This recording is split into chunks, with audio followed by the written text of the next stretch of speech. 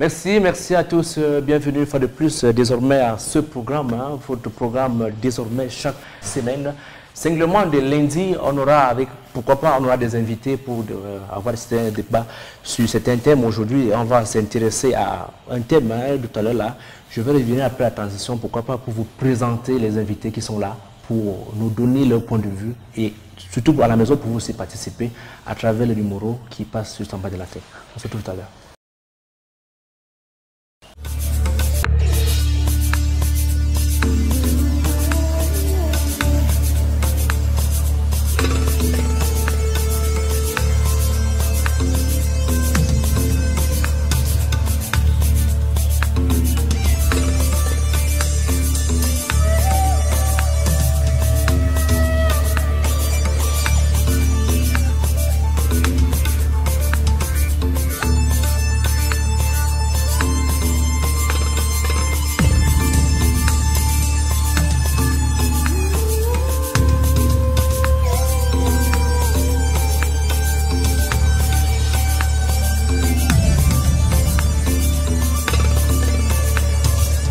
Invité de marque. À ma droite, je vais commencer avec un homme de Dieu, le révérend pasteur Bouyamba Poula.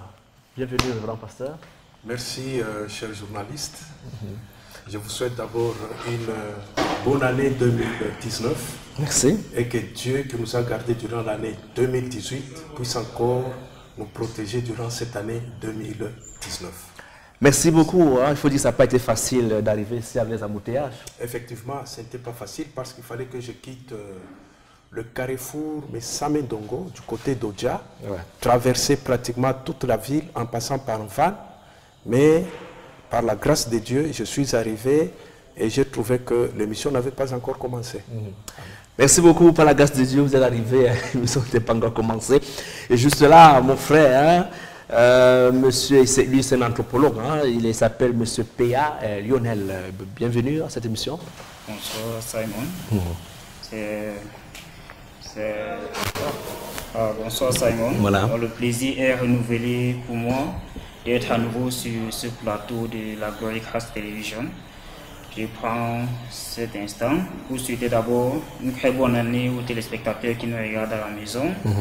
Je leur souhaite tout le meilleur pour cette nouvelle année qui commence et pour notre émission. Je souhaite qu'il n'y ait plus d'interruption jusqu'à la fin de cette année qui commence. Effectivement, désormais, si Dieu le veut, tous les lundis à la même heure, vous aurez un bon menu de débat, un débat avec pas mal d'invités. Et là, il est avec nous, il vient d'arriver, lui c'est monsieur Mouabara, c'est ça? Boubarak. Vous êtes imam? Non. Vous êtes étudiant? Oui. Ok, expliquez-nous un peu c'est quoi un étudiant déjà dans tout ce qui est l'islam. Je commence d'abord par la louange à Allah, le Seigneur de l'univers, et les prières incessantes sur le nom du messager, ainsi que sur sa pure famille et ses nobles compagnons et sur tous ceux qui prendront sa voix jusqu'au jour de la résurrection. Je suis un étudiant en théologie islamique au complexe islamique de Tinga, de Yaoundé. Oui. D'accord. Alors, chers spectateurs à la maison, je pense que vous avez vu le décor est planté. Nous attendons encore un dernier invité qui est en route. Mais avant, on peut commencer les hostilités. On vous souhaite pourquoi pas de participer à l'émission tout simplement au contact qui s'affiche en bas de l'écran. Aujourd'hui, le thème est simple. Tout simplement, le thème est simple. Quel évangile pour nos fidèles? Quel évangile pour nos fidèles? Et quand on parle d'évangile, j'ai envie de commencer directement par un pasteur qui a écouté. Pasteur, l'évangile, quel évangile pour nos fidèles? J'ai envie de commencer à savoir, c'est d'abord quoi l'évangile? C'est très important pour ceux qui nous regardent. Merci beaucoup. Lorsque nous parlons de l'évangile, il faut sous-entendre le message de Jésus-Christ ou l'enseignement de Jésus. Et quand on parle de l'évangile, il s'agit tout simplement de la bonne nouvelle du royaume que nous devons présenter à ceux-là qui n'ont pas encore Christ comme leur Seigneur et Sauveur personnel. Ces gens-là ont besoin de cette bonne nouvelle, la nouvelle du royaume de Dieu. Et pour présenter, j'ai envie de savoir, je pense que vous à la maison aussi, présenter la bonne nouvelle. Qui peut présenter la bonne nouvelle? Un pasteur? Tout le monde peut présenter la bonne nouvelle? Ou bien il y a des élus pour ça, révérend pasteur? Ah, merci. ne peut présenter la bonne nouvelle que la personne qui a entendu la bonne nouvelle. Ça signifie celui qui a entendu l'évangile et qui doit le mettre en pratique. C'est cette personne qui peut aussi aller faire ce que nous appelons l'évangélisation. Il doit aller évangéliser. Évangéliser signifie tout simplement prêcher l'évangile à quelqu'un. Et lorsqu'on parle de l'évangélisation d'une manière générale, c'est le fait d'annoncer la bonne nouvelle. Tu ne peux pas annoncer la bonne nouvelle si toi-même tu as reçu une mauvaise nouvelle. Ne peut annoncer la bonne nouvelle que la personne qui a rencontré le Seigneur Jésus-Christ. Effectivement. À la maison, vous pouvez noter, hein, évangéliser, c'est passer la bonne nouvelle, c'est intéressant aussi. En fait, c'est aussi ça l'émission désormais, hein, tous les lundis à la même heure. Voilà, à mon côté, en fait, moi j'ai un souci avec annoncer la bonne nouvelle et vous en tant qu'entrepreneur, comment vous écoutez, comment vous prenez la chose, il faut le dire. Pour moi, d'abord, je commence par l'étymologie du mot évangile. C'est vrai, son sens étymologique veut dire tout simplement bonne nouvelle. Et ce mot qui nous vient du latin, signifiant bonne nouvelle, c'est comment dire, la bonne nouvelle, c'est quelque chose de bien qu'on partage à travers la parole. Ouais. Et on a pris cela dans le sens du christianisme. Partager l'enseignement de Jésus-Christ de Nazareth. Mais avant Jésus-Christ de Nazareth, il y avait déjà la bonne nouvelle. Ouais. Et cette bonne nouvelle-là, elle était présente en Afrique. Ouais. Et ici, moi, je suis là pour essayer de démontrer que la bonne nouvelle n'est pas seulement la nouvelle de la Bible, la nouvelle du Coran, mais la bonne nouvelle, c'est également la nouvelle qui est transmise à travers nos cultures, à travers nos traditions. Vous voyez? C'est la nouvelle qui concerne nos mœurs, nos us, nos valeurs. C'est un peu ça pour moi la bonne nouvelle. Et j'ai envie de poser la même question. Cette bonne nouvelle qui concerne les mœurs, les valeurs, quelles sont les personnes qui sont mieux placées pour l'annoncer? Dans la société, il y a des personnes qui sont détenteurs d'un savoir. Ça peut être un savoir initiatique, ça peut être un savoir lié à leurs expériences empiriques. Ouais. Et ce sont ces personnes-là qui sont habilitées à nous transmettre cette bonne nouvelle. Cette nouvelle qui découle de ce qu'ils ont appris eux-mêmes. Comme le pasteur l'a dit tout à l'heure, on va transmettre ce qu'on n'a pas appris. C'est-à-dire ça, c'est le résultat d'un apprentissage. C'est toute une expérience qu'on transmet à la prochaine génération, alors qu'on transmet à celui qui est en face de soi. En parlant donc d'une manière singulière de l'apprentissage, on a ce plateau un étudiant en théologie. Quel évangile? Est-ce que quand on parle chez les musulmans, on peut aussi parler d'évangile chez vous? Premièrement, qu'attendons-nous par évangile? Mais je vais préférer utiliser le message du... Quel message transmettre, n'est-ce pas, à nos fidèles? Le message à pouvoir transmettre à nos fidèles, c'est bien le message divin.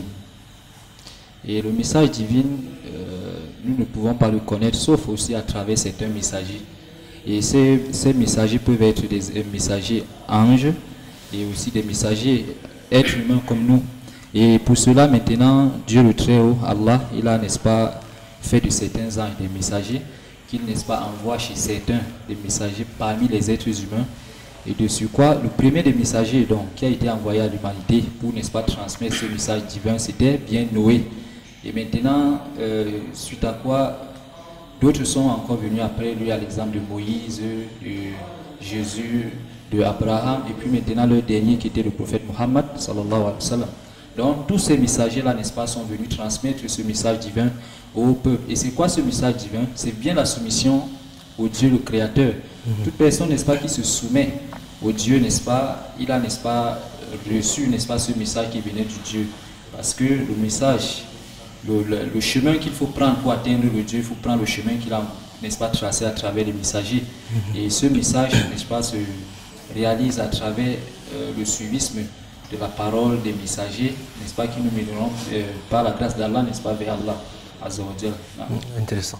Alors, pasteur, ici on parle des messagers. Je pense quand même que ça renvoie aussi côté chrétien que vous êtes. Je rappelle que sur ce plateau, on a un pasteur, un chrétien et un anthropologue. Pourquoi pas vous donner pas mal d'idées sur ce thème aujourd'hui? Un musulman, voilà, je peux faire un musulman. Nous sommes tous les frères de la religion. Alors, pasteur, un messager. Le message, vous avez parlé tout à l'heure, vous avez été clair en ce qui concerne l'évangile. Maintenant, notre frère musulman nous parle ici, le messager. le messager, en tant que chrétien, on sait quand même que nous, notre messager, c'était qui? Est-ce que d'une manière ou d'une autre, vous avez le même avis que vous gardez avec notre frère musulman? Si nous entrons dans les Saintes Écritures, vous verrez que les prophètes avaient parlé. Il y a les prophètes qui avaient déjà annoncé la venue du Christ comme étant le messager. Mais quand nous entrons, là c'est dans l'Ancien Testament, il y a eu les prophètes qui ont eu à parler. Isaïe a parlé, et les autres aussi en ont suivi. Mais il y a eu quelqu'un qui était réellement le préparateur du chemin pour que ce messager arrive afin de concrétiser cette bonne nouvelle. C'était Jean-Baptiste. Et Jean-Baptiste n'était pas compris par le Jean qui était avec lui dans son entourage. Mais lui-même disait que c'était la voix de celui-là qui criait dans le désert pour préparer le chemin. Et il demandait aux gens de se repentir, d'abandonner les mauvaises choses et de venir recevoir le baptême d'eau. Lui, c'était le tout premier messager qui annonçait l'évangile. Parce que même quand Jésus va venir, il va continuer dans la même lancée à annoncer le même message de la repentance. Pourquoi? Parce que on a vu que ce chemin qui était déjà tracé, il fallait quelqu'un pour accomplir cette œuvre qui était d'une manière préliminaire avec Jean-Baptiste, mais avec Jésus-Christ, ça sera maintenant concrétisé et ça sera répandu au travers de toutes les nations possibles. Voilà, le tout premier messager, c'était Jean-Baptiste.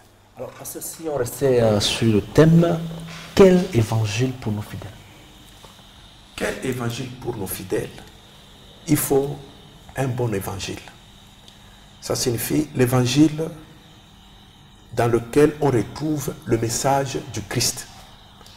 Qui dit le message du Christ, on met l'accent sur l'amour.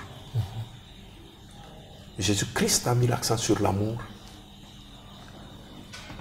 Il a mis l'accent sur le pardon. Et plus, c'était l'amour qu'on a présenté. Pourquoi? Parce que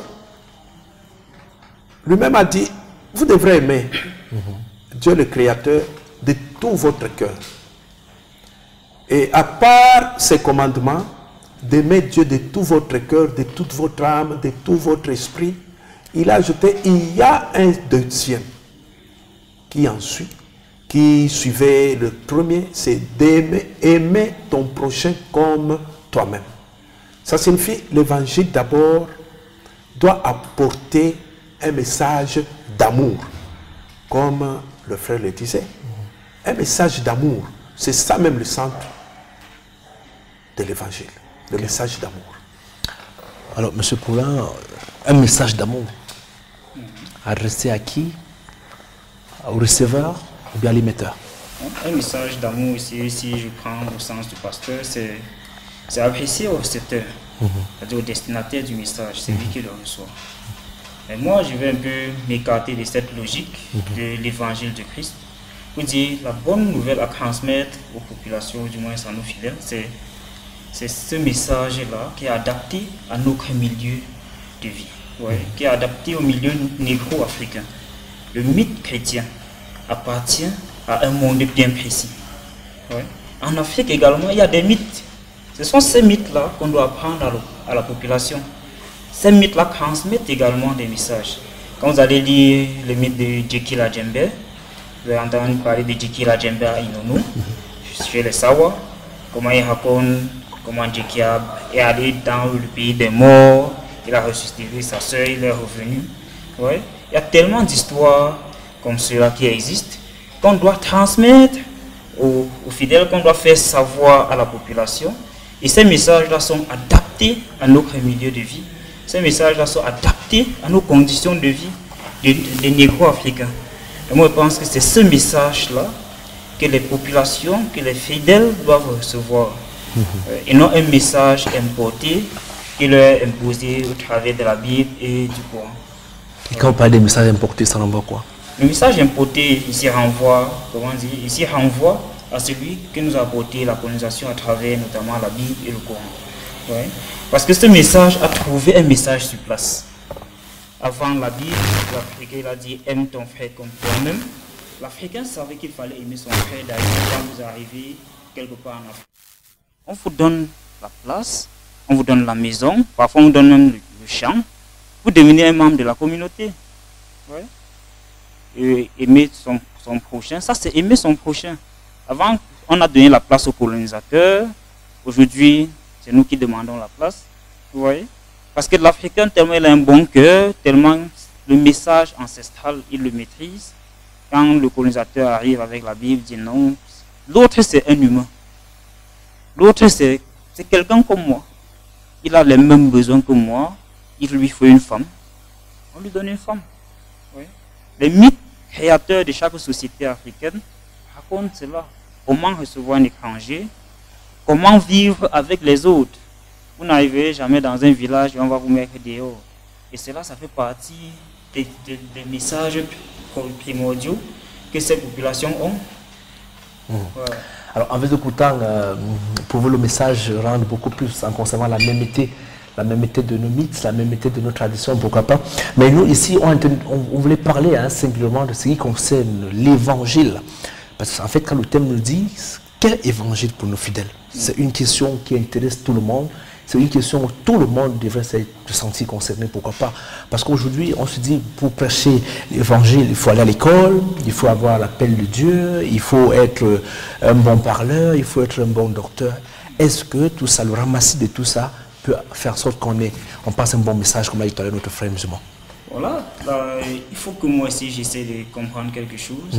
Est-ce que l'évangile dont vous voulez que moi je parle, c'est l'évangile de la Bible? Ou alors l'évangile, cette bonne nouvelle que moi j'ai dit au départ? Oui, en fait, nous restons sur le même cadre, c'est-à-dire l'évangile de la Bible d'abord, qui nous ramène ici, parce que le pasteur a été clair là-dessus. Et même, je pense que même notre frère imam nous a ramené sur le BG, il a parlé du messager, quelque chose qui tourne dans le même cadre. Alors, c'est pour ça qu'on pose la question, quel évangile? Moi, je vais revenir un peu avant de passer la parole à l'imam. Depuis quelque temps, on se rend compte qu'il y a la multitude des écoles bibliques, pasteur. Des écoles bibliques partout, il y a une école biblique là. Est-ce qu'à travers une bonne formation dans une école biblique, on peut être un bon messager? Est-ce qu'on peut être un bon évangéliste, celui-là même qui passe le bon message? Vous savez, on peut aller suivre une formation. Mais c'est la manière de transmettre ce que nous recevons qui différencie. Mais aujourd'hui, il y a une multitude d'écoles publiques où on forme les hommes de Dieu. Mais ces hommes de Dieu, parmi eux, il y en a ceux-là qui n'ont pas la facilité de transmettre les connaissances reçues. Et lorsqu'ils sont sur le terrain maintenant, au lieu de suivre les canaux pastoraux, d'autres se glissent dans leur propre intelligence. Ça signifie ils font maintenant ce qui leur passe par la tête. C'est ainsi que vous trouvez que l'évangile n'est pas prêché de la même manière. Vous verrez que le public ou les fidèles aujourd'hui orientent même l'évangile. Lorsque le pasteur se trouve dans un milieu de gens qui ont les moyens, il prêche l'évangile de la prospérité. Lorsqu'il se retrouve dans les milieux où il y a les gens qui n'ont rien, il prêche l'évangile de la pauvreté. Il va leur montrer noir sur blanc qu'il ne faut pas donner à l'église. Et lorsqu'il se retrouve dans tel autre milieu il oriente son évangile. C'est ainsi qu'il y a une multitude. Mais si nous rentrons dans la genèse des choses, il existe 4 évangiles que moi, en tant que serviteur, je connais. Il y a l'évangile de Dieu, qui est l'évangile du salut, où on doit parler du salut à quelqu'un. Comment recevoir Jésus-Christ et comment être son disciple. Comment abandonner la mauvaise voie. Il y a l'évangile du royaume, où on met l'accent sur le royaume de Christ. Comment ce royaume fonctionne. Comment Christ est le roi dans ce royaume. Il y a l'évangile éternel. Cet évangile vous parle de la fin du monde, le temps de la fin. Lorsque le temps de la fin arrivera, quel genre d'évangile nous allons présenter aux gens? C'est ainsi que vous verrez que dans les livres de l'Apocalypse, on vous parle de la marque de la bête, qu'il y aura des tribulations. C'est à ce moment-là qu'il faut parler de l'évangile éternel.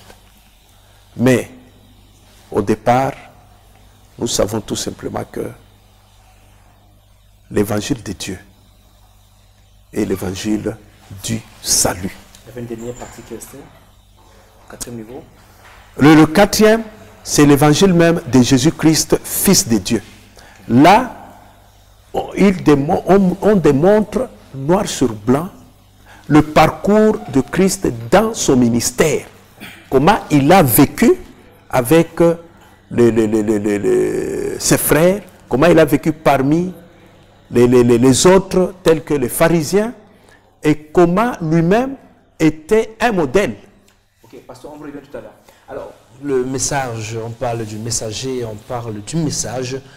Quel message pour les fidèles musulmans? Je répète, en fait, le message de l'islam, c'est un message pour toute l'humanité. Oui. Et pour revenir même sur les propos du pasteur,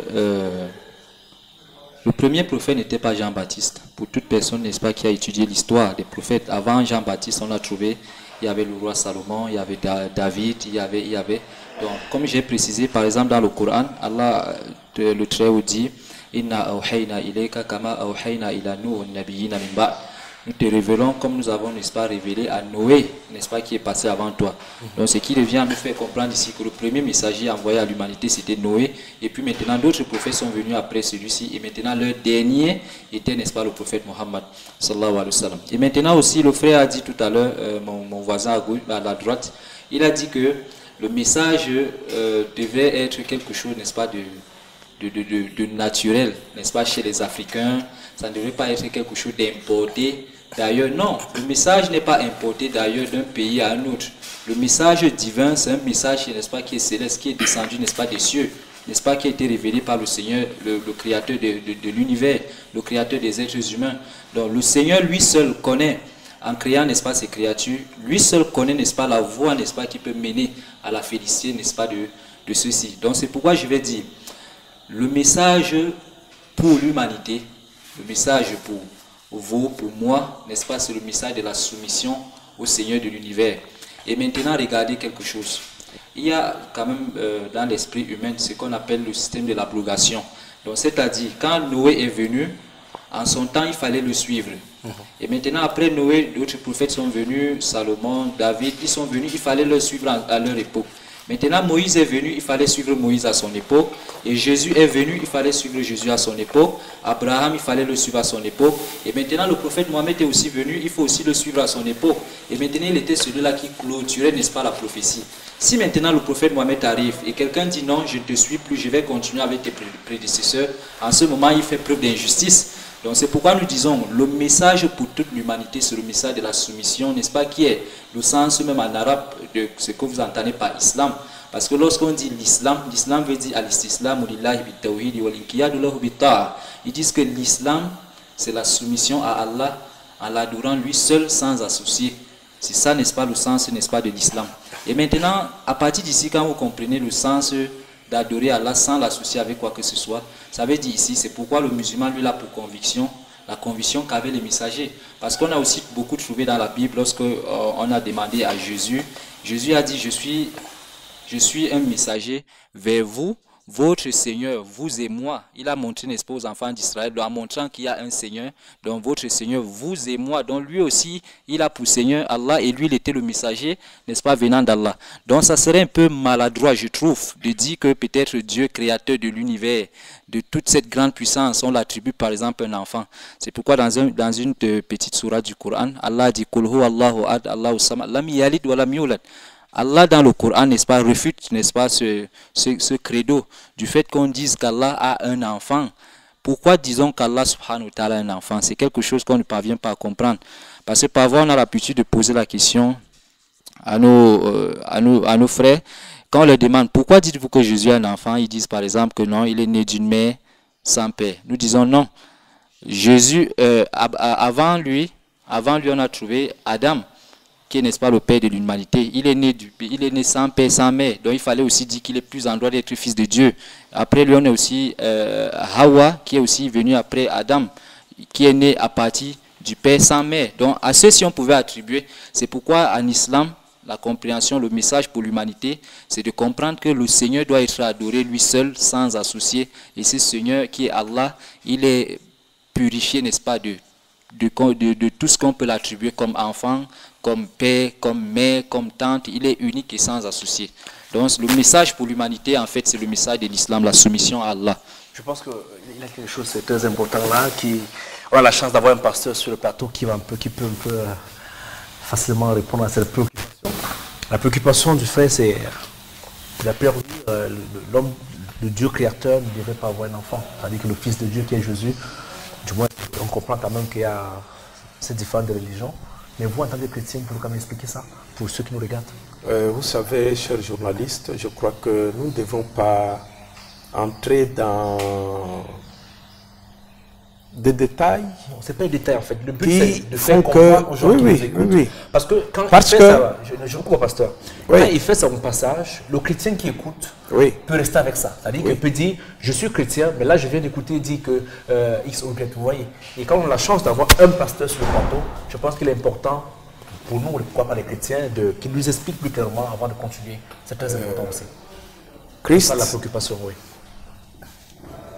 En suivant ce qu'il venait de dire, il est venu sur terre par le canal d'une femme que nous connaissons tous, le nom Marie. Et c'est le Saint-Esprit qui est à la base de cette conception.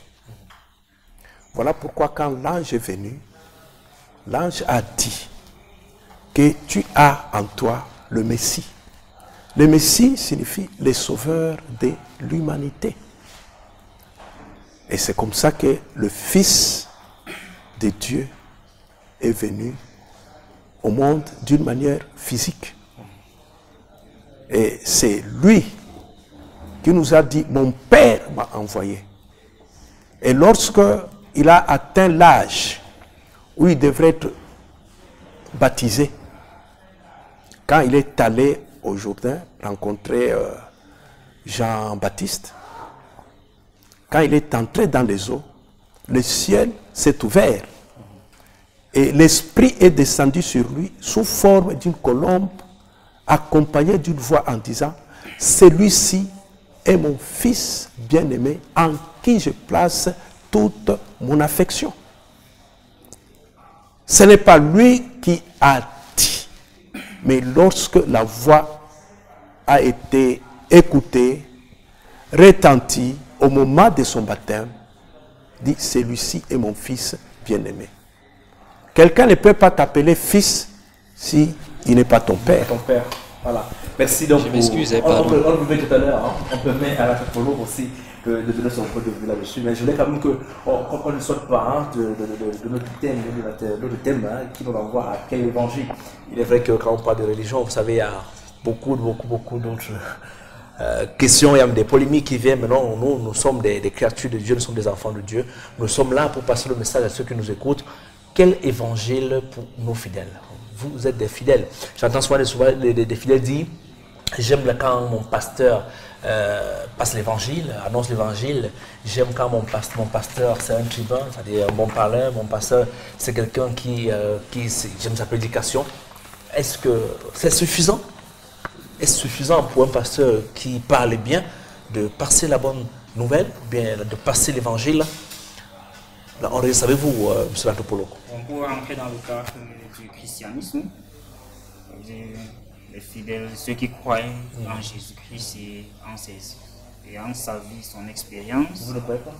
Pour moi, je n'y crois pas. Ah, okay. Voilà pourquoi moi je suis dans la culture africaine. C'est bien de le savoir. Hein? Voilà. Que lui ne croit pas en Jésus-Christ. Ni en Allah d'abord. Donc, il n'est ni chrétien ni musulman. Il est traditionnaliste. Voilà. C'est pourquoi je suis là. D'accord. Mais pour entrer dans le cadre du christianisme ou de l'islam, je vais dire que c'est un bon évangile. Ce n'est pas parce qu'on a bien parlé, on a bien arrangé les mots. Non. Ce n'est pas parce que le pasteur est bien habillé. Non.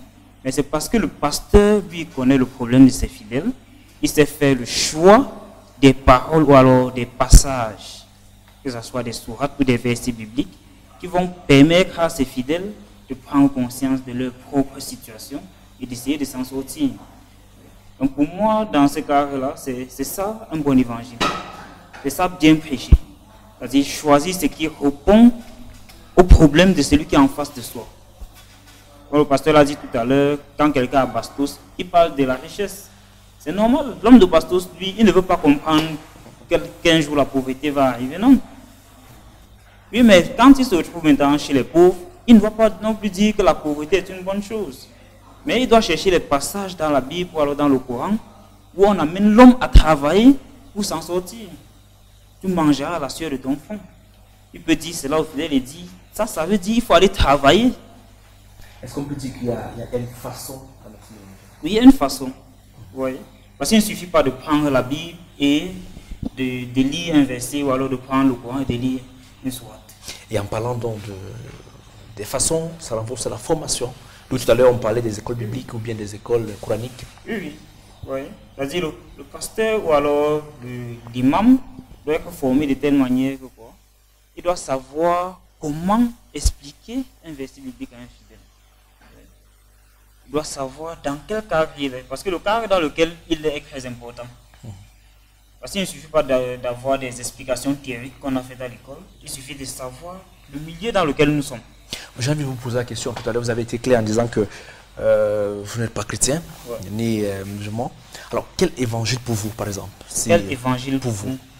Pour vous, en tant que fidèle, un éventuel fidèle, j'ai dit. Un fidèle de quelle religion? Non, mais un éventuel fidèle dans l'avenir. Un éventuel fidèle dans l'avenir. Oui, effectivement. Parce que vous avez dit que vous n'êtes pas chrétien. Je pense que sur un plateau comme ça, un pasteur peut prier pour vous. Vous dites, donc je suis là, voilà, je donne ma vie à Jésus. Ça arrive, hein, moi j'ai vu ça. Hein. Donc ça peut arriver, ça fait rire, mais ça peut arriver. Un jour, bon, voilà, vous dites, moi je suis anthropologue, mais j'ai décidé de donner ma vie à Jésus-Christ. Et voilà. On a une petite précision. Tous les anthropologues ou alors tous les étudiants en anthropologie, puisque je suis encore en cycle master, ne sont pas tous des traditionalistes. Ouais. Pour illustrer, je crois, Annie Chawa, qui est ici, qui prêche également, je pense. Donc, c'est un choix, un choix de vie, un choix par rapport à nos expériences. Je pense que le pasteur a besoin de vous tout à l'heure. Oui, c'est d'abord, comme je dis, c'est d'abord un choix. Ouais. Un choix qui commence d'abord à la famille, qui commence à la cellule familiale. Et lorsque l'enfant ou lorsque moi, Père Lionel, j'atteins un certain âge où je peux discerner et faire un choix rationnel, je décide donc que le choix familial fut le bon et je continue à le suivre. D'accord. Mais puisque nous sommes dans un média chrétien, il est difficile quand même de venir dans un média chrétien avec moins d'appartenance à une religion. Il est parti comme ça. On a des pasteurs qui vont prier pour vous et seulement vous allez donner votre vie à Dieu. Alors on va revenir avec notre frère qui avait tout à l'heure une intervention à faire par rapport à la préoccupation du pasteur. Vous avez perdu le fil. Oui. D'accord. Mais sauf que le frère, il dit je ne crois non pas à Allah. Bon, je dis c'est maladroit. Pourquoi? Je vais m'expliquer. Parce que qui est Allah? Bon, d'autres ils appellent Dieu. D'autres ils appellent Dieu. Et qui est vraiment le Dieu? Ce Dieu-là, Inna rabbakumullahu alladhi khalaqa as-samawati wal arda fi sittati ayyam thumma istawa 'ala al-arsh. Votre Seigneur, c'est bien Allah. Et quand on dit Seigneur chez nous en islam, on comprend par là le Créateur, celui qui vous a créé, celui qui vous a amené à partir du néant. Parce que même l'anthropologue ne peut pas me prouver qu'il est venu à partir de rien. Ou encore si Vous pouvez soulever votre micro, voilà. Ou encore si c'est créé lui-même. Voilà. Parce que s'il me dit qu'il a été créé par ses ancêtres, je vais dire aussi ses ancêtres ont aussi été créés. Donc à la fin, on revient pour comprendre quelque chose de très simple, que si nous sommes là, c'est parce que quelqu'un nous a fait venir. Si les cieux, la terre est là, c'est parce que quelqu'un l'a fait venir. Par exemple, maintenant, vous aviez déposé ce téléphone. Si quelqu'un entre et dit qu'il a déposé ce téléphone sur la table, vous ne pouvez pas dire le téléphone est venu seul. Mais parce que la logique accepte et ça contraint l'homme à dire que si c'est là, quelqu'un l'a fait venir. Donc la présence de l'anthropologue ici, sa présence sur cette terre, notre présence, nous tous, prouve que, n'est-ce pas, c'est un Seigneur créateur qui est le roi, qui administre tout, qui nous a, n'est-ce pas, donné la vie et qui nous donnera aussi la mort. Donc maintenant, le fait de dire que vous ne croyez pas à celui qui vous a fait tout bien fait et qui ne vous demande rien au retour, c'est quelque chose aussi un peu de très maladroit. Donc maintenant, par exemple, si quelqu'un qui vous fait beaucoup de bien, il ne va pas me dire que, par exemple, son enseignant qui le suit, par exemple, dans son cycle master, avec tout le bienfait qu'il fait à son égard, avec tout ce qu'il fait, il ne peut pas peut-être être reconnaissant à la fin à son égard. Est-ce que c'est possible ça? Donc maintenant, tout le bienfait, tout ce que vous aviez comme bienfait, le bienfait de la vie, la création, tout, le bienfait vient d'Allah. Maintenant, remerciez Allah à son retour et dire que vous ne remerciez pas Allah, c'est pas gentil et c'est pas juste. Donc c'est ce que je pouvais aussi un peu rectifier sur ces propos. Alors, monsieur l'anthropologue, vous avez la parole. Oui, je vais réagir immédiatement pour dire à mon frère imam que je ne suis pas un non-croyant. Non, je ne suis pas un non-croyant. Tout être sur terre croit en quelque chose. Moi également, je crois en quelque chose. Je crois pour parler en ma langue, en ce qu'on appelle Chaposien. Ça veut dire quoi? Seigneur Dieu. Si c'est Dieu, si c'est vraiment c'est une force surnaturelle, quelque chose qui est transcendantal, quelque chose qui nous dépasse, quelque chose qu'on ne peut même pas donner un nom réel. Ouais. D'accord. Voilà. Ok, on a compris, on a compris. Mesdames et messieurs à la maison, vous êtes en train de vivre comme ça la toute première édition de votre émission Question de foi. Désormais, tous les lundis à la même heure, on va prendre une pause. On revient tout à l'heure pour continuer avec le même thème. Merci.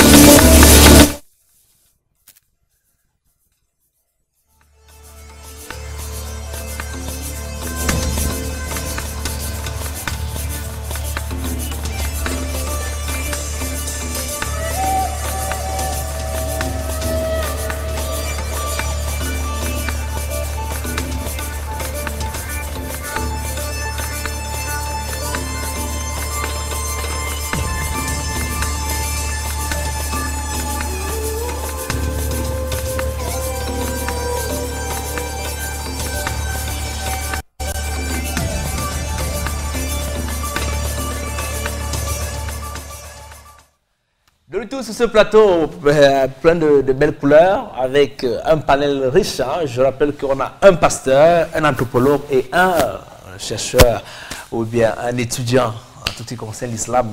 Alors, vous venez de vivre arriver tout à l'heure, là, 30 minutes depuis le débat. On continue avec le même thème. Quel évangile pour nos fidèles? Vous êtes fidèle sûrement d'une congrégation ou bien d'une confession religieuse, vous êtes fidèle d'une religion ou bien d'une église. Quel évangile pour vous? À la maison, vous pouvez participer tout simplement au contact qui passe en bas de l'écran. Envoyez un nouveau message comme c'était en train de le faire, on va lire tout à l'heure. Mais avant, on revient avec le pasteur, hein, qui j'ai vu faire des recherches tout à l'heure. Pasteur, vous avez été tout à l'heure très clair en nous présentant les 4 évangiles selon vous. Vous avez parlé de l'évangile de Dieu, vous avez parlé du royaume, vous avez parlé de l'éternel et vous avez parlé de Jésus-Christ. Alors, tout à l'heure, vous avez suivi notre frère musulman qui avait un petit souci au niveau de Jésus-Christ. Mais bon, c'est le débat, hein, tout le monde peut s'exprimer et dire la pensée. Je pense que les personnes qui nous écoutent sont tellement intelligentes pour savoir et capter ce qui est bien et ce qui n'est pas bien, s'il vous plaît, et excusez-nous. Alors, si on commençait par l'évangile de Dieu, quel évangile du salut, pasteur? Oui, l'évangile du salut. Nous pouvons lire dans le livre de Matthieu, le chapitre 1er, le verset 14. Matthieu, à la maison, vous pouvez noter, hein, Matthieu, chapitre 1er, verset 14. On peut lire. Voilà. Là, l'évangile de Dieu. Oui. Voilà. On peut lire. Oui, allez-y, on peut lire, il n'y a pas de souci. On peut lire, c'est ça l'émission, nous sommes dans un média chrétien et permettez-nous de passer la bonne nouvelle. Et c'est ça l'évangile déjà qui passe.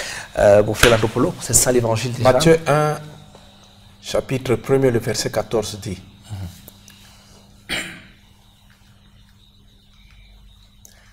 Là, on est en train de parler de comment les gens ont engendré tel. Voilà. Et on commence, c'est pratiquement la généalogie de Jésus-Christ. Pour comprendre d'où viennent toutes les personnes que notre frère a eu à parler. Oui. Que ce soit Abraham qui a engendré Isaac, Judas qui engendra tel, Aram, Salomon, ainsi de suite. Là, on doit parler de Dieu, le Créateur. C'est là où on rentre, quand on parle de l'évangile de Dieu, ça signifie on rentre directement dans les livres de Genèse. Livre de Genèse, c'est là où on parle de l'évangile de Dieu. On dit au commencement, Dieu créa le ciel et la terre. La terre était informe et vide. Il y avait des ténèbres à la surface de l'abîme et l'Esprit de Dieu se mouvait au-dessus des eaux. Dieu dit que la lumière soit et la lumière fut. Dieu vit que la lumière était bonne et Dieu sépara la lumière d'avec le ténèbre. Dieu appela la lumière jour et appela le ténèbre nuit. Ainsi il y a eu un soir et il y eut un matin. Ce fut le premier jour. Ça signifie l'évangile de Dieu parle de la création. Voilà, en quelque sorte. L'évangile de Dieu parle de la création. Vous avez une préoccupation? Ou bien vous permettez qu'on essaie de lire quelques messages qui arrivent là. Voilà, on a mademoiselle Raïssa depuis un Colmessin qui demande au pasteur de ne pas laisser l'imam dire certaines choses. Parce que vous, en tant que pasteur sur le plateau, il est important de recadrer certaines choses en tant que chrétien. Ça, c'est en fait, tu vois, une personne qui regarde depuis un Colmessin qui parle de ça. C'est-à-dire, en tant que chrétien, ne laissez pas l'imam dire certaines choses. Recadrer l'imam pour que les gens qui nous écoutent ne soient pas déçus par vous ou bien par nous. Je ne sais pas ce que la personne veut dire, mais le message est passé, ça a été lu. Voilà, on vous écoute maintenant. Oui, le pasteur tout à l'heure, il a mentionné le fait que la preuve qui montrait, n'est-ce pas, que Jésus était le Fils de Dieu, c'est le fait pour Dieu d'avoir appelé Jésus Fils. Par exemple, lui en face de moi, je le considère très bien comme mon père. Il est un père pour moi. Donc si je l'appelle mon père, parce qu'il est un père, il est l'égal de mon papa ou encore l'aîné de mon papa. Donc présentement, si je dis vous êtes mon père, est-ce que cela veut forcément dire que le fait que j'ai rassemblé, j'ai égalé au niveau du nom, que vous êtes père et que mon père biologique est mon père, ça veut dire que vous êtes mon vrai père? Donc ça peut être dans ce sens-ci. Donc on va toujours revenir aussi prendre certains versets de la Bible qui prouvent aussi que Dieu était, comme le pasteur venait de mentionner, avant que et rien n'était avant Dieu. Et maintenant Dieu était, il n'y avait rien avec Dieu. Et puis maintenant il a mentionné que Dieu a créé les cieux, il a créé la terre, et puis il a créé la lumière, il a créé le jour, il a nommé la lumière le jour, et il a nommé les ténèbres la nuit. Par exemple, il y a une différence même d'abord. Si vous entrez par exemple dans votre chambre et que la chambre est ténébreuse, allez-vous dire qu'il fait nuit dans ma chambre ou vous allez dire que je n'ai pas de lumière ou encore je suis dans l'obscurité? Qu'allez-vous dire? Pourquoi il y a choix de mots ici? C'est le sens vrai dans ça, c'est que toute chose en dehors de Dieu, ça a été créé par Dieu. Dieu est l'unique créateur. Personne n'est égal à Dieu. Dieu n'a pas un enfant, je l'insiste. Jésus est un fils, est un envoyé de Dieu vers l'humanité. et pas vers l'humanité, bien sûr, parce que même dans la Bible, nous trouvons qu'il disait très souvent que je suis le messager de Dieu vers qui? Vers les enfants d'Israël. Je pense bien que on ne trouve pas, par exemple, si je peux le permettre, un verset de la Bible qui prouve que Jésus était, par exemple, envoyé à toute l'humanité. Parce que si nous revenons, par exemple, au niveau des 12 apôtres de Jésus, tous ces 12 apôtres ne sortaient que des 12 maisons de la maison, des peuples de la maison d'Israël. Par exemple, si vous revenez, par exemple, maintenant chez, par exemple, le prophète Mohammed, qui ont été tous envoyés par Dieu, parce que le prophète Mohammed disait souvent,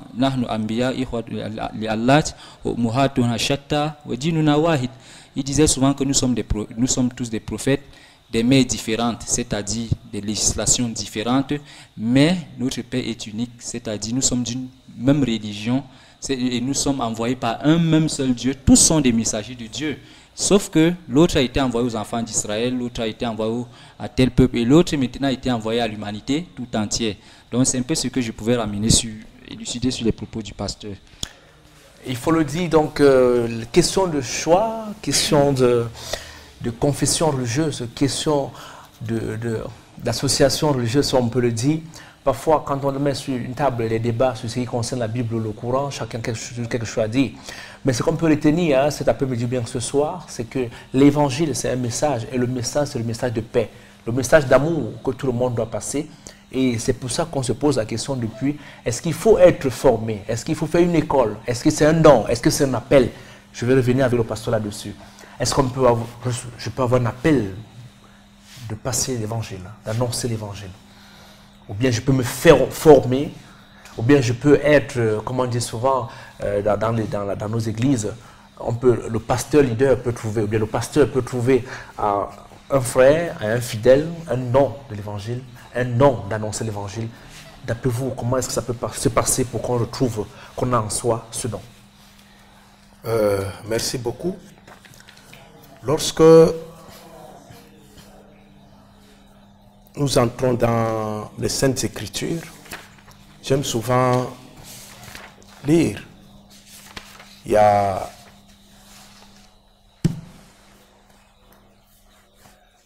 les gens qui ont été prédestinés à annoncer la bonne nouvelle. Ça signifie que Dieu les avait déjà choisis de le sein de leur mère. Ils sont là. Et le Saint-Esprit est les seuls enseignants. Le Saint-Esprit opère le choix pour que quelqu'un puisse devenir un messager de la bonne nouvelle. Mais lorsque tu dois commencer à faire quelque chose, il faut te rapprocher auprès des autres qui ont déjà une expérience. C'est là où intervient la formation. Dieu peut t'appeler aujourd'hui pour que tu puisses annoncer la bonne nouvelle. Mais peut-être il va te manquer la méthodologie. Comment annoncer cette bonne nouvelle? C'est là où tu peux maintenant te retrouver dans une école biblique. Et c'est comme ça que même tout le monde va, même dans les écoles coraniques. Ce n'est pas qu'ils ne comprennent pas. Ils comprennent, mais pour le canaliser, pour qu'il n'y ait pas de déviation. Parce qu'aujourd'hui, le problème, sont les déviations qui font qu'aujourd'hui, beaucoup se sont disqualifiés, disons, se sont disqualifiés auprès des fidèles, mais eux-mêmes croyant qu'ils sont sur la bonne voie. Et c'est ainsi que nous avons tous ces désordres. Mais Dieu, c'est lui qui opère les choix pour ses serviteurs. Et il leur donne les capacités pour aller faire son travail. C'est ainsi que même Jésus-Christ lui-même a dit aux disciples, si nous lisons dans Jean, le chapitre 4, le verset 34, Jésus disait aux disciples que ma nourriture est de faire la volonté de celui qui m'a envoyé et d'accomplir son œuvre. Quelle était cette nourriture? C'était d'annoncer la bonne nouvelle. Voilà, c'était ça la nourriture de notre Seigneur Jésus-Christ. Annoncer la bonne nouvelle. Demander aux gens de se repentir, d'abandonner les mauvais chemins. C'est ainsi que quand les pharisiens se retrouvaient devant lui, les pharisiens disaient, nous connaissons la loi. Il dit, c'est bien. Mais tel que vous êtes là, vous êtes des tombeaux blanchis. De l'extérieur, vous apparaissez comme étant des bons gens. Mais de l'intérieur, vous ne faites pas ce que même la loi vous demandait de faire. Et c'était ça son combat. Pour que les gens puissent comprendre qu'il ne faut pas être hypocrite. Entre guillemets, il ne faut pas être hypocrite. Mais aujourd'hui, l'évangile qui est présenté forme beaucoup d'hypocrites. Voilà. Il y a Cédric qui envoie le message de savoir pourquoi on ne peut pas prêcher l'évangile par un exemple. C'est-à-dire que pourquoi l'homme de Dieu ne peut pas prêcher l'évangile? Bien sûr, l'évangile ne consiste pas seulement à apporter la parole, mais le comportement de quelqu'un. Tu es dans un quartier où quand tu rentres, tu trouves les gens, tu dis bonjour grand frère, bonjour papa, bonjour maman. Ta façon de t'habiller, ta façon d'avoir un langage poli vis-à-vis des autres. Et quand tu passes même avec la Bible, ou sans Bible, où ils savent que tu vas souvent à l'église, ta façon de vivre avec les voisins, quand ils ont un deuil, tu es là pour les consoler. Quand ils ont une fête, tu leur apportes un soutien, soit une assiette, soit une fourchette, soit le chaise. Ton comportement peut changer les autres. Et c'est ça aussi l'évangile. L'évangile ne consiste pas seulement en parole, mais on dit en démonstration. Il faut démontrer cela. Alors, parce que depuis quelque temps, hein, il faut dire que, avant, quand on parle d'évangile, bien d'évangéliser, on se trouve beaucoup plus dans, comme tu l'as dit notre frère musulman, on se trouve beaucoup plus à parler de la Bible. Est-ce qu'on peut évangéliser sans parler de la Bible? Tout à l'heure, ça renvoie à ce que vous avez dit, c'est-à-dire que évangéliser par la tenue vestimentaire, par le comportement, par la façon de faire. Oui, vous savez, on peut parler de l'évangile. Quand on parle de la Bible n'est qu'un support. Mais l'évangile, d'une manière générale, c'est quoi? C'est d'aller annoncer la bonne nouvelle. Quelle est cette bonne nouvelle? Mon frère, Jésus t'aime. C'est comme ça que les gens qui passent par les structures, je peux les citer telles que Campus pour Christ, Jeunesse à Mission, on vous montre comment on peut évangéliser sans avoir la Bible en main. Ça signifie apporter seulement la parole, même à bord d'un taxi ou d'un bus, dans peu de temps. Dire à quelqu'un seulement, mon frère, Jésus t'aime. C'est déjà un message que tu as annoncé. C'est tout. Monsieur Ladepolo, juste à bord d'un taxi, à bord d'un bus, quelqu'un vous passe un message et tout de suite là, vous tenez votre vie à Dieu. Là, c'est un peu trop, c'est un peu automatique, c'est un peu comme dans un jeu vidéo. Je suis là, je mets la coloration bleue et tout devient bleu. Je ne pense pas que ça puisse se faire ainsi. Je voulais d'abord rebondir sur l'évangélisation, la possibilité de l'évangélisation sans la Bible, c'est-à-dire juste par le comportement. Oui. Et je vais revenir sur la notion de bonne nouvelle. Pourquoi la bonne nouvelle? Vous voyez, c'est parce que nous avons dit quel évangile, mais il faut également se poser la question, pourquoi l'évangile?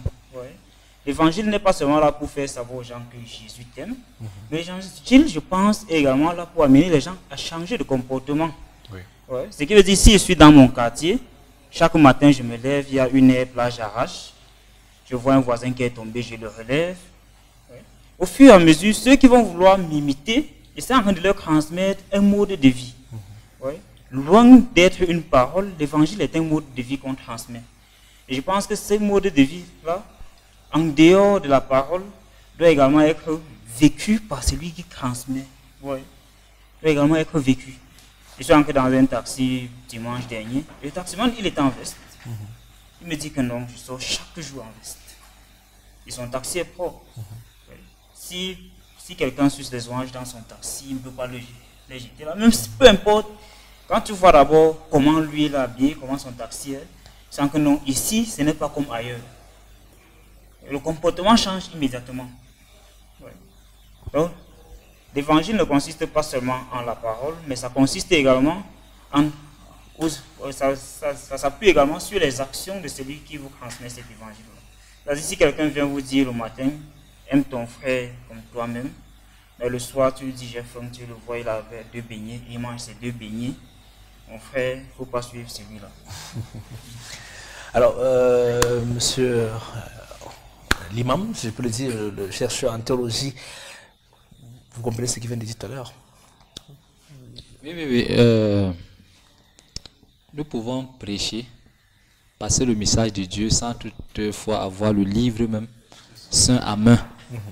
Mais nous pouvons prêcher, n'est-ce pas, à travers notre comportement. C'est pourquoi même nous trouvons dans le Coran, lorsque... je vous coupe pas. Le but de prêcher, c'est quoi? Quand on prêche, le but, c'est quoi? C'est d'acheter des cœurs, n'est-ce pas, de transformer des cœurs, sortir des cœurs vers les ténèbres, de l'égarement vers la lumière. C'est pour ça qu'on pose la question dans notre la purification aussi de l'âme. Notre thème de cette soirée disait, en fait, tout simplement, quel évangile pour nos fidèles? C'est pour ça que j'essaie de comprendre aujourd'hui avec vous en tant que musulman. Je ne comprends toujours pas. C'est-à-dire, comment prêcher? Comment passer le message? Comment passer la bonne nouvelle dans ce qui vous concerne, vous? Oui. Comment vous faites, si je peux utiliser ce mot? Comment nous faisons pour transmettre le mot? Bon, là-bas, c'est que l'homme n'est pas savant. Oui. Dans le Coran, Allah dit c'est lui Allah qui vous a fait sortir du ventre de vos mamans alors que vous ne connaissiez rien. Donc l'homme naît déjà ignorant. C'est pourquoi l'un des grands érudits précédemment, dans des temps antérieurs, il disait souvent l'homme yahtaju ila ilmi mufassal wa ila adl mufassal. Il disait souvent que l'homme a besoin d'une justice détaillée et il a aussi besoin d'un savoir détaillé. Pourquoi? Parce que l'homme à la base est ignorant. Donc maintenant, pour transmettre le message de Dieu chez nous, et tout comme dans toutes les sociétés, qu'est-ce qu'il faut faire? Il faut revenir sur cette parole que le prophète disait souvent, que la science, ce n'est qu'en l'apprenant.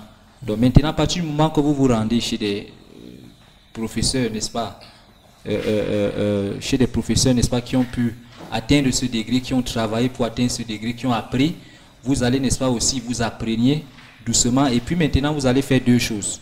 Les savants, ils ont dit al-fahmu fahman, fahmu nusus ou fahmu tatbiq nusus fil waqi. Ils ont dit il y a 2 sortes de compréhension. À partir du moment que tu étudies, tu comprends comment les textes, n'est-ce pas, les textes célestes comme le Coran et autres. À partir du moment où tu as étudié, tu as compris comment ça s'est passé. Maintenant, tu dois étudier maintenant le contexte. Parce que si tu ne connais pas ton contexte, tu ne peux pas savoir comment transmettre le message. Voyez-vous? Donc c'est pourquoi maintenant, chez nous, on a un peu toutes ces choses qu'on doit d'abord apprendre. Et puis savoir maintenant qui est-ce que on doit, n'est-ce pas, transmettre ce genre de discours. Et à telle personne, nous devons transmettre ce genre de discours.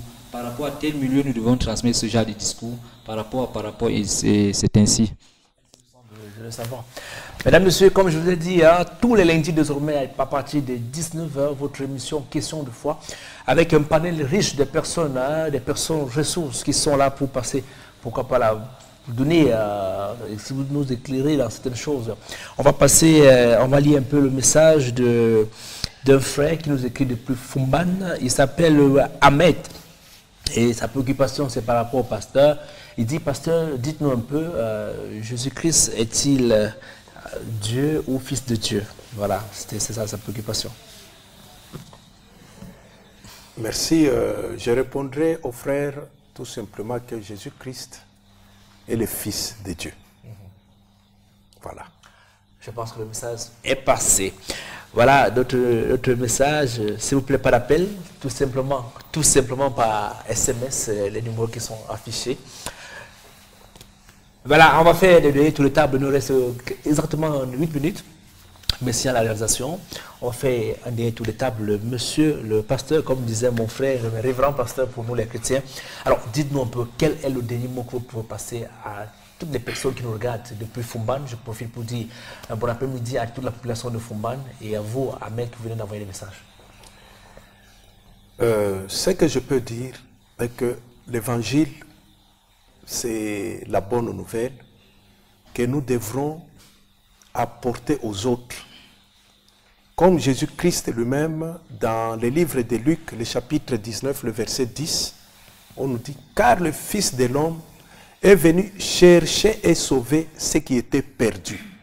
Ça signifie, les gens qui étaient perdus, ce sont les gens qui marchaient dans le ténèbres.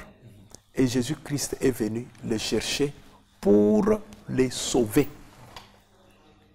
Sauver, ça signifie le faire partir des ténèbres à la lumière. À ce moment-là, ceux qui seront sauvés ont écouté l'évangile. Ça, c'était la mission. Et il nous dit qu'il faut, dans le livre de Marc, le chapitre... Qu'est-ce qu'on peut retenir de votre passage sur ce plateau cet après-midi? Oui, ce que nous pouvons retenir concernant l'évangile, on nous recommande tous, dans le livre de Marc, le chapitre 16, le verset 15, allez partout dans le monde et prêcher la bonne nouvelle à toute la création. Merci beaucoup, pasteur. Alors, monsieur l'anthropologue, votre passage, on vous dit déjà merci de vous déplacer malgré les embouteillages de la ville de Yaoundé. Je rappelle à toutes les personnes que c'est tous les lundis l'émission Question de foi à 19h, 1h30 d'émission. Un débat, on ne peut pas dire intellectuel hein, quand on parle de Dieu, mais un débat où on invite des personnes qui nous donnent leur point de vue. Vous aussi à la maison, vous avez la parole. Qu'est-ce qu'on peut retenir de votre passage, monsieur l'anthropologue, sur ce plateau? De mon passage ce soir, les spectateurs doivent d'abord savoir qu'il n'y a pas une seule question à se poser lorsqu'il s'agit de l'évangile. C'est-à-dire que l'évangile c'est bien, mais ils doivent aussi savoir pourquoi l'évangile. Parce que je m'appelle, j'ai fait l'école catholique et on a dû faire la doctrine, première année, deuxième année, troisième année. On nous a enseigné, il y a un seul Dieu, il y a quatre évangiles. On nous a enseigné tout cela, mais on ne nous a jamais dit pourquoi vous devez connaître l'évangile. C'est cette question que vous devez vous poser. Et pourquoi ces évangiles-là sont importants pour vous? Et en dernier ressort, je vais dire aux téléspectateurs qui nous regardent, n'oubliez jamais d'où vous venez, n'oubliez jamais votre culture. C'est elle qui vous a produit et c'est vers elle que vous allez repartir plus tard. Donc n'oubliez jamais où vous venez et posez-vous la question pourquoi l'évangile. Je pense que s'ils répondent à cette question, leur vie va vraiment changer. Oui, mon frère, nous sommes à quelques minutes de la clôture de cette première livraison de cette semaine, qui est par ailleurs la première édition de votre émission avec moi à la présentation. Hein. Nous disons merci déjà de votre déplacement. Je rappelle que vous êtes parti de la prière pour être présent dans cette émission. Et le message que je peux donner, n'est-ce pas, aux téléspectateurs, c'est que vous devriez savoir le message qui est pour vous, qui est pour nous ici sur le plateau.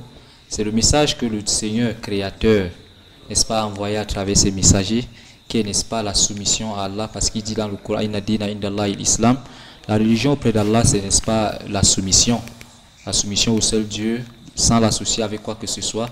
Et je réitère pour dire que Jésus, tout comme autres prophètes, sont des créatures de Dieu, et ils sont des messagers, n'est-ce pas, envoyés par Dieu sur terre, pour, n'est-ce pas, exciper des êtres humains vers les ténèbres, pour les amener, n'est-ce pas, à la lumière parfaite. Et rappelez-vous aussi, comme disait le frère, n'oubliez pas, n'est-ce pas, votre créateur. N'oubliez pas qu'il vous a créé pour un seul but, qui était de l'adorer. Et n'oubliez pas que vous allez, n'est-ce pas, retourner vers lui. Et je prie qu'Allah nous accorde, n'est-ce pas, la facilité. Mesdames, Messieurs, merci beaucoup. Nous sommes donc au thème de cette émission. Nous disons merci à toute la grande équipe technique qui nous a accompagnés jusqu'ici. 1h30 de débat, 90 minutes de débat, si je peux le dire. Ça a été pour nous une joie d'être avec vous. Nous disons merci à toutes les personnes qui nous ont envoyé des messages. Nous avons reçu des messages à Douala, Fumban et Ezeka. Nous disons merci à toutes les populations hein, et à toutes les personnes qui nous ont fait confiance. Désormais, donc, tous les lundis, je dis bien tous les lundis dès 19h, question de foi, c'est avec vous. Merci.